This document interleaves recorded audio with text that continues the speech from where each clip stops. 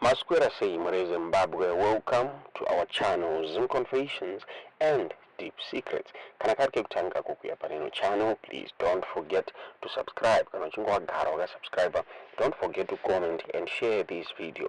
Nasi Mahere Zimbabwe takigirai nyabuditswa na former Mount Pleasant MP Fadzayi Mahere avabuda vachitaura vachirejecta zvakataurwa na meya weBulawayo David Coltart avabuda vachitaura ivo vachiti the former Harare East MP Norman Rusty Markham pamwechete na Fadzayi Mahere kuresigna kwavakaita Parliament ndokwakonzeresa kuti maseats aende kuZANU-PF by-elections muri Zimbabwe.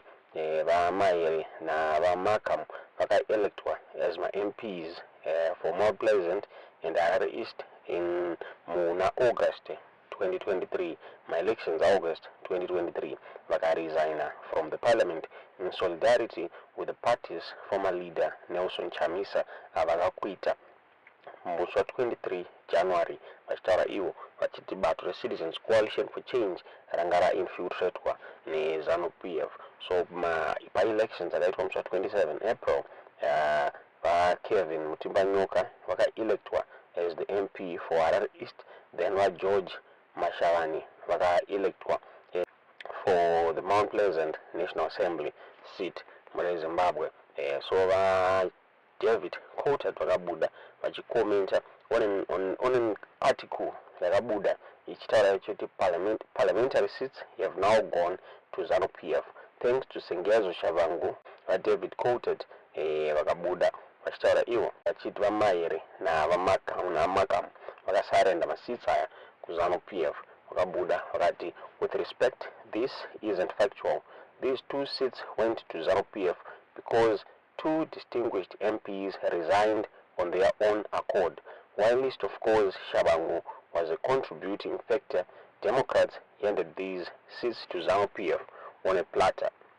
Zvakabuda zvitaurwa na David Coltart vakataura vachiti these seats went to ZANU-PF because two distinguished MPs resigned on their own accord. Despite this utterly flawed parliament, we need to use every opportunity, every possible avenue to oppose tyranny.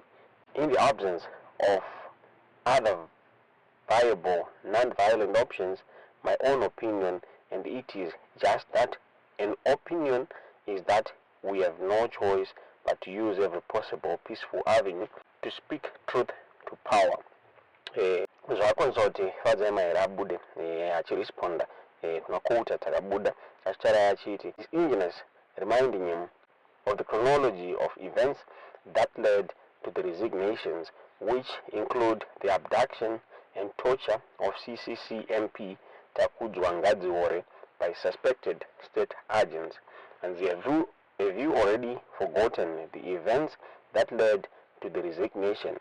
Are you forgetting that whole blocks of MPs were illegally recalled? Are you forgetting that after being illegally recalled, their by-election campaigns were attacked by violent thugs? Are you forgetting that campaign team members were abducted and murdered with zero accountability? Are you forgetting that sitting MPs were abducted and tortured while the perpetrators who were caught on video were never brought to book? Are you forgetting that our members were banned from contesting for no reason? Are you forgetting that ZANU-PF Gold Mafia members were then handed seats uncontested? Are you forgetting how the will of the people was desecrated in Bulawayo? Are you forgetting that each time we took the system on in Parliament, we were silenced, removed from Parliament by armed riot and suspended? Are you aware that they will only let you speak on matters that don't offend them? Why should ZANU-PF detect who sits in Parliament? Ndo zvakataurwa naFadzayi Mahere vachiresponda kuna David Coltart. Zvakonzerwa kuti Coltart vazobuda vachiapologiza muri Zimbabwe vachitaura vachiti his comments anga asiri intended kuataka Mahere or Markham muri Zimbabwe zvikanzi not intended muri Zimbabwe vakabuda vachaura vachiti yesterday my comments regarding the loss of 2 seats to ZANU-PF in Harare spurred a vigorous debate. One thing I need to make clear is that my comments were not intended as an attack on either Fadzayi Mahere or Rusty Markham, both of whom are dear and trusted friends. Ironically, my comments were born from deep sadness, concern and regret that neither of them is still in Parliament. Both are amongst the finest parliamentarians in Zimbabwe, and our nation is all the poorer not having them there. However, my comments were interpreted as an attack on them, and for that I apologize unreservedly.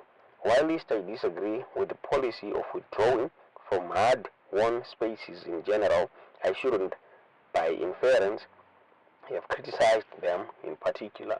I stress that I understand why they took their decision, and my respect for them both remains undiminished. Those vakabuda zvitaurwa navaDavid Coltart zvakare a United States-based opposition activist Freeman Chari vakabuda achiaccusa ma-CCC members of failing to take a principled state before my elections aitwa. Chari akabuda achitaura iye achiti Citizens Coalition for Change yaifanira kuteka a more assertive stance nekurejecta the delimitation report yaifanira kuboycota ma-elections entirely, and yaifanira kurejecta ma-election results chinzi zvakare in response yafanira kurejecta ma-election results zvikanzi but instead haina kunge yadaro muri Zimbabwe. Akataura yachiti you had options to make hard choices but you chose the easy way out. It was wrong and it is still wrong. So zvakabuda zvichitaurwa naChari muri Zimbabwe mushure mekunge maseats ekuMount Pleasant neekuHarare East akatorwa neZANU-PF from Citizens Coalition for Change. Ndonyaya tatavigira muzvara nhasi tiudze zvamuri kufunga pamusoro penyaya iyi mucomment section.